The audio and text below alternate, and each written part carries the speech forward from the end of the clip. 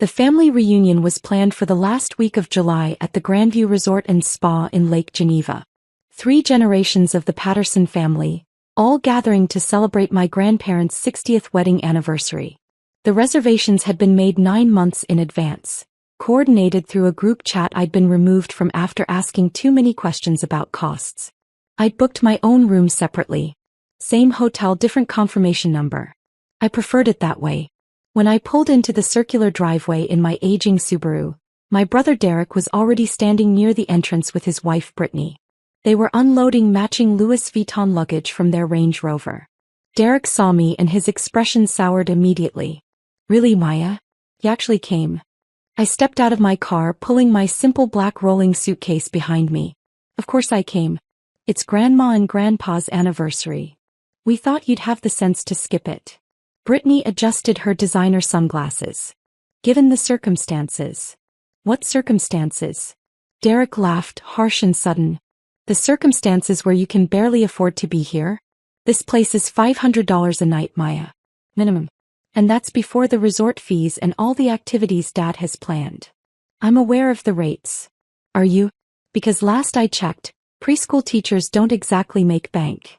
He looked at my car, my suitcase, my simple cotton dress. "You're going to stick out like a sore thumb all week. Designer dinners, spa days, golf tournaments. How exactly are you planning to pay for all that?" "I have savings." Brittany snorted. "Savings? Right. Listen, Maya, we're not trying to be mean, but this is embarrassing. For all of us. You showing up in your teacher clothes with your teacher car, counting pennies while the rest of us are trying to enjoy a luxury vacation. Then don't be embarrassed. I'll keep to myself. That's not how family reunions work." Derek stepped closer, lowering his voice. "Look, there's a Holiday Inn about 15 miles from here. Much more your speed. You could still come to the anniversary dinner on Saturday, but the rest of the week you could just not be here. I already have a reservation. Which you probably can't afford. Maya, come on. Be realistic." My sister Charlotte emerged from the lobby, her heels clicking on the marble. She took one look at me and sighed deeply. "Oh no. Maya, what are you doing here?" "She has a reservation," Derek said. "I'm trying to convince her to cancel it." Charlotte's perfectly made-up face creased with worry.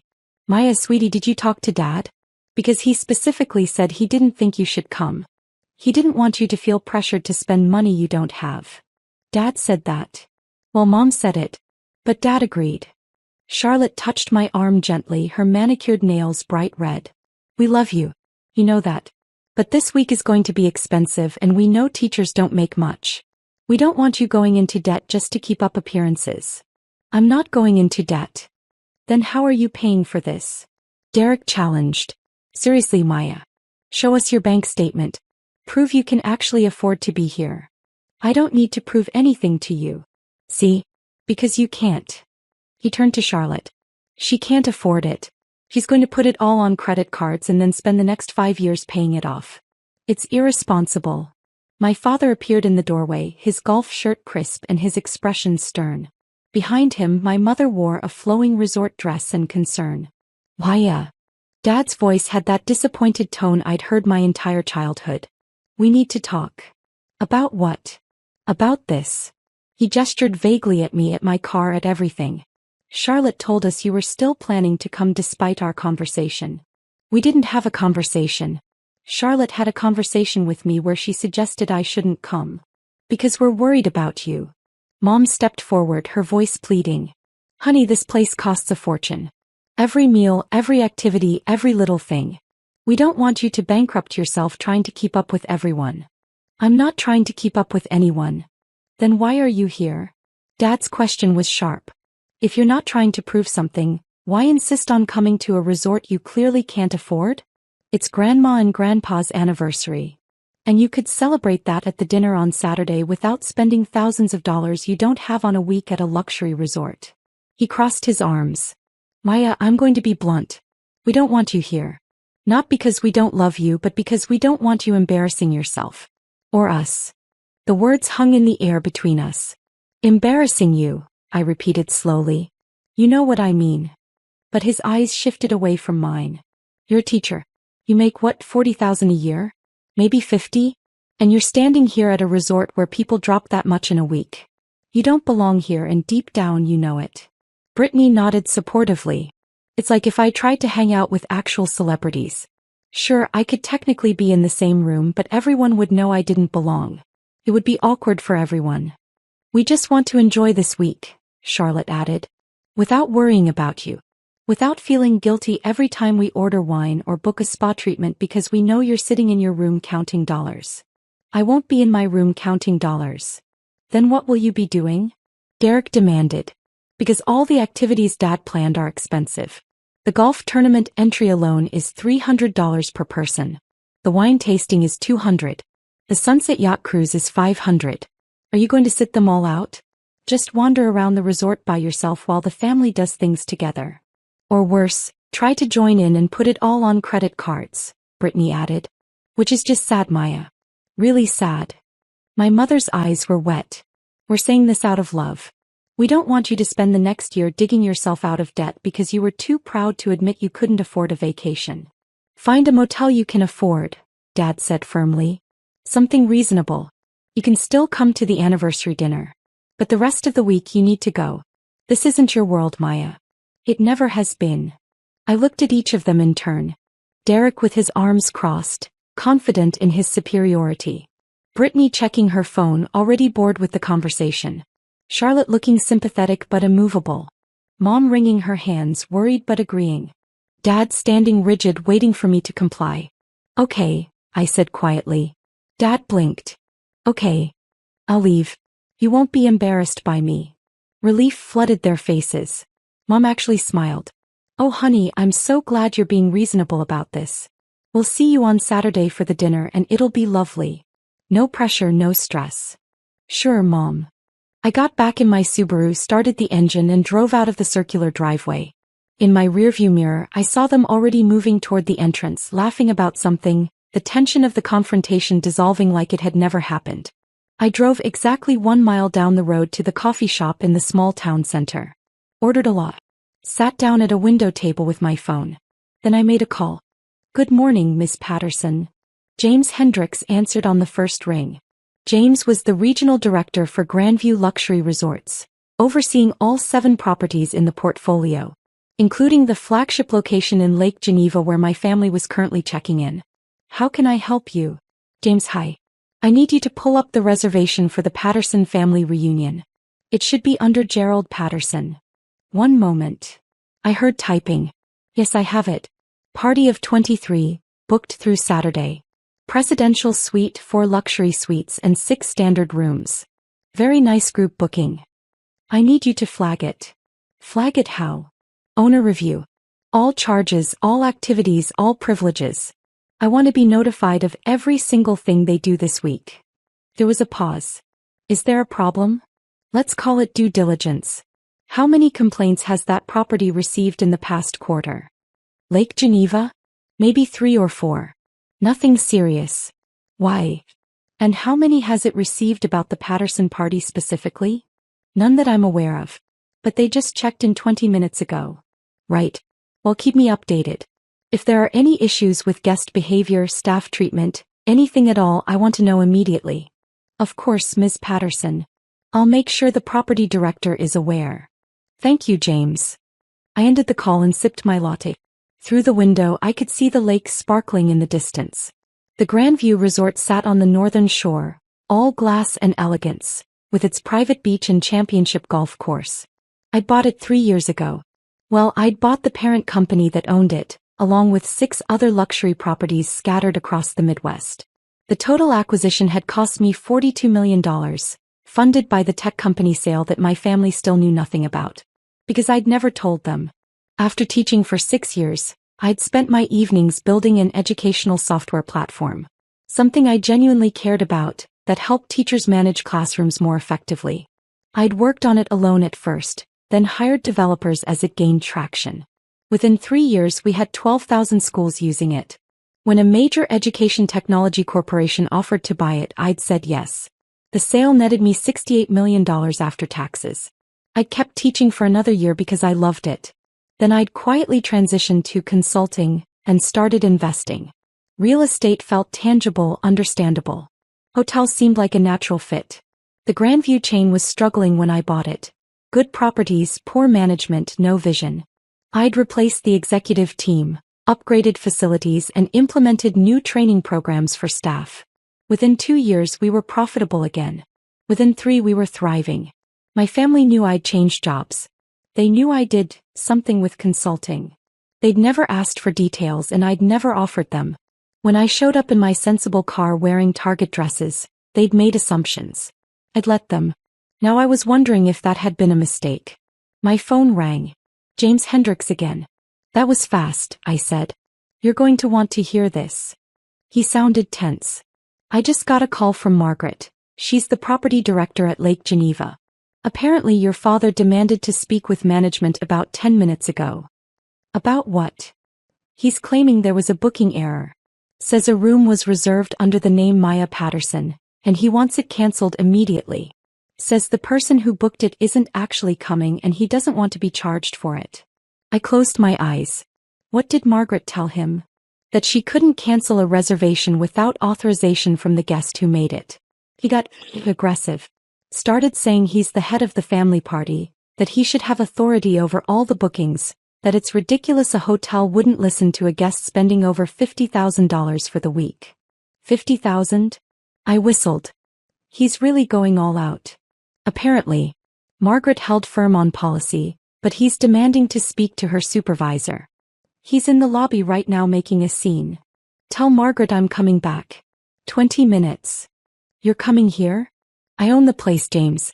I can come whenever I want. I heard him smile. Fair point. I'll let her know. The drive back to the resort took 15 minutes. I parked in the owner's reserved spot, a space my family would have walked right past without noticing, and entered through the side entrance that led directly to the administrative offices. Margaret Chin was in her office on the phone looking stressed. She was 53, brilliant at her job and had been with Grandview for 6 years, 3 before my acquisition and 3 after. We'd worked closely during the renovation process. She knew my family was here.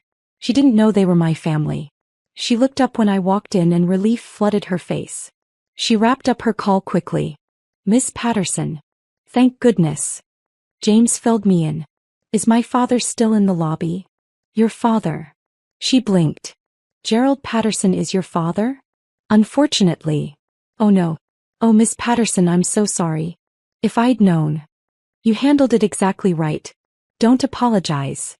I sat down across from her desk. Tell me what happened. She explained the confrontation. Dad had approached the desk demanding the cancellation. When the front desk clerk explained they needed authorization from the guest who made the reservation, he'd raised his voice. Said it was absurd that a hotel wouldn't work with its biggest spender of the week. Implied the clerk was being difficult on purpose. Demanded a manager. Margaret had come out, reiterated the policy, and offered to try calling the guest to request authorization. Dad had refused, saying it was unnecessary, that he was telling them to cancel it and that should be enough. He's still out there, Margaret said. Sitting in the lobby with your mother and siblings, complaining loudly about poor customer service. Other guests are starting to notice. I see. I stood up. Let me handle this. Are you sure? I can have security. No security. Not yet. Let me talk to them first. I walked down the hallway toward the lobby, my footsteps silent on the plush carpeting. Through the glass doors I could see my family clustered near the fireplace. Dad was gesturing emphatically while talking to Derek. Mom looked embarrassed. Charlotte was on her phone. I pushed open the doors and walked straight to the front desk. The clerk, a young woman named Sarah who'd been with us for 8 months, looked relieved to see me. Miss Patterson, she said quietly. I'm so sorry about the situation. You did great, Sarah. Don't worry. I raised my voice slightly. Now, I understand there's an issue with a room reservation? Dad's head snapped up. He strode over to the desk, ready for another fight. Finally, someone with authority. He didn't even look at me, his eyes on Sarah. I need you to cancel a reservation made under the name Maya Patterson. The guest isn't coming and I refuse to pay for an empty room. I can't cancel that reservation, sir, I said calmly. Why not? I'm telling you she's not coming. Because the guest who made the reservation is standing right here. He turned to me then really looked at me for the first time since I'd entered. Maya? What are you doing here? I thought you left. I did leave. I came back. Why would you? He stopped, confused. Wait. Did you talk to them?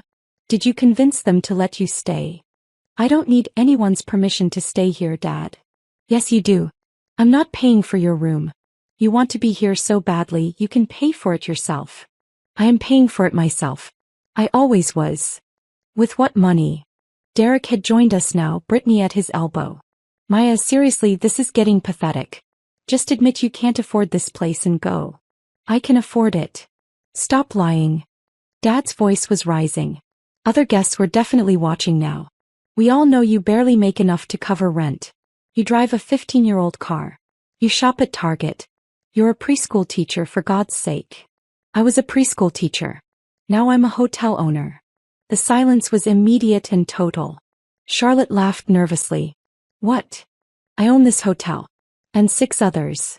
I turned to Sarah. Sarah, can you pull up the ownership records for Grandview Lake Geneva? She typed quickly, her fingers shaking slightly. Yes, ma'am. Property owned by Grandview Luxury Resorts, LLC. Principal owner, Maya Elizabeth Patterson. That's... Dad's face was white. That's not possible. It's very possible. I bought the company 3 years ago after selling my educational software business. The sale netted me $68 million. I invested $42 million of it in acquiring Grandview. Mom made a small sound like air escaping. You sold a business? Charlotte's voice was faint. What business? Classroom Connect. It's an educational platform used by about 40,000 schools now. I built it while teaching, sold it in 2022. Derek was shaking his head. No, this is some kind of joke. It's not a joke. Margaret had appeared beside me, her expression professional but her eyes sharp. Ms. Patterson has owned these properties for 3 years.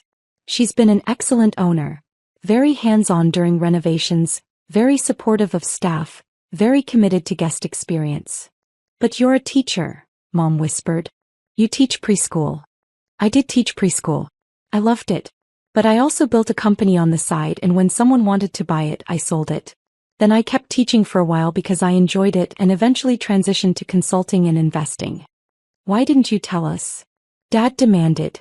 I tried to. Remember when I said I'd changed jobs and was doing consulting work? You said consulting was just a fancy word for unemployment. When I mentioned I'd made some good investments, Derek said I probably put $100 in an index fund. When I offered to help Charlotte with her business startup costs, she said she didn't need pity money from her struggling sister. Each example landed like a physical blow. I could see them remembering, the memories clicking into place. But you still dress like... Brittany gestured at my outfit. Like you shop at clearance sales. I do shop at clearance sales. I like a good deal. Why would I spend $300 on a shirt when I can get one I like just as much for $30? And your car, Derek started, is reliable, fuel efficient, and paid off. I don't care about cars. Why would I spend money on something I don't care about? Your apartment, Charlotte said weakly. You live in a 1-bedroom apartment. I live in a 3-bedroom condo in Lincoln Park that I own outright. It has 1 bedroom because I don't need more space. Why would I maintain empty rooms? Dad sank into a nearby chair. This can't be real. It's very real, Dad. You're standing in the lobby of a hotel I own. You just tried to cancel my reservation at my own property. And for the past hour, you've been complaining about customer service to staff who report directly to me. Margaret stepped forward. Mr. Patterson, I need to inform you that hotel policy requires respectful treatment of all staff members. The complaints you made to the front desk staff were noted. Ms. Patterson has instructed us to flag your party for owner review. Owner review? Mom looked panicked. What does that mean? It means every aspect of your stay will be monitored, I said quietly. Every charge, every activity, every interaction with staff. Any further issues and your stay privileges can be revoked. Stay privileges? Dad's voice cracked. Maya, you can't be serious. You're going to kick us out. You kicked me out 2 hours ago. Told me I didn't belong here. Told me to find a motel I could afford. We didn't know. Know what? That I own the place. Or that I could actually afford to be here. I looked at each of them. Would it have mattered if I was just a teacher who'd saved up for this vacation? Would I have belonged then? No one answered. That's what I thought. I turned to Margaret. The Patterson party can stay, but the owner review flag remains active. Any staff complaints, any behavioral issues, any problems at all, I want to know immediately. Yes, ma'am. Maya, wait. Mom reached for me, but I stepped back. I have a reservation here. Room I paid for. I'm going to check in now and enjoy the facilities. You all can do the same. But if you approach me, if you harass me, if you try to have another family meeting about how I don't belong here, I will have security escort you from the property. Are we clear? Dad's face was red. You can't do this. We're family. Family who told me I was an embarrassment. Family who didn't want me here. Kept my voice level. I'm giving you what you wanted. You get to enjoy your luxury vacation without worrying about your poor sister counting pennies. I'll be here too, but you won't have to acknowledge me. You can pretend I don't exist, just like you've been pretending my success doesn't exist for 3 years. We didn't know about your success. Charlotte protested. You never told us. I tried to tell you. You didn't listen. You made assumptions about who I was and what I was worth, and you never questioned those assumptions. Not once in 3 years did any of you ask me about my work, my investments, my life. You just decided I was failing and treated me accordingly. Sarah handed me a key card. Room 412, Ms. Patterson. Top floor, Lakeview. Your usual suite. Thank you, Sarah. I took the key, then looked back at my family one last time. Enjoy your vacation. Try to be kind to the staff. They work hard. I walked toward the elevators, my rolling suitcase trailing behind me. Behind me, I could hear my family erupting into urgent whispered conversation, but I didn't turn around. The elevator doors closed and I leaned against the wall, suddenly exhausted. My phone buzzed. A text from James Hendricks. Margaret briefed me. Are you okay? I typed back, fine. Just tired. Take the rest of the day. Decompress. I'll handle anything that comes up. Thanks, James. Another text, this time from a number I recognized as Charlotte's. Maya, please. We need to talk. This is insane. You can't just shut us out. Then Derek. You're being extremely immature about this. So we made a mistake. Get over it. Then Brittany. If you're really rich, why do you act so poor? That's honestly kind of manipulative. Then Mom. Sweetheart, I'm sure this is all a misunderstanding. Let's have dinner tonight and work this out like adults. Then Dad, this is absurd. I'm your father. You will speak to me with respect. I turned my phone off. The suite was beautiful, floor-to-ceiling windows overlooking the lake, a king bed with luxury linens, a marble bathroom with a soaking tub. I'd stayed here dozens of times while overseeing renovations and operations. It felt more like home than my family had in years. I ordered room service, changed into comfortable clothes, sat on the balcony watching boats drift across the water while the sun set in shades of orange and gold. Somewhere in this hotel, my family was probably still talking about me, trying to understand, trying to reconcile the sister they thought they knew with the reality they just discovered. Maybe feeling guilty, maybe feeling angry, maybe both. But that wasn't my problem to solve. I'd spent 3 years being quietly successful while they assumed I was struggling. 3 years of gentle corrections that were ignored, of accomplishments that were dismissed, of trying to share my life with people who'd already decided what my life was. I was done trying. Tomorrow I'd go to the spa, book a massage, maybe play a round of golf. Enjoy the resort I'd worked hard to restore and maintain. And if I happened to see my family in the hallways or restaurants, I'd smile politely and keep walking. They wanted me to find a place I belonged. I had. It just wasn't with them. My phone, still off, sat on the nightstand. I knew when I turned it back on there would be more messages. More demands for explanations, for conversations, for me to make them feel better about treating me poorly. But not tonight. Tonight I was going to soak in the enormous bathtub, watch a movie on the premium television, and sleep in 1,000 thread-count sheets at the hotel I owned. And tomorrow? Tomorrow I'd see if my family could manage to get through one day without embarrassing themselves at my resort. Somehow I doubted it.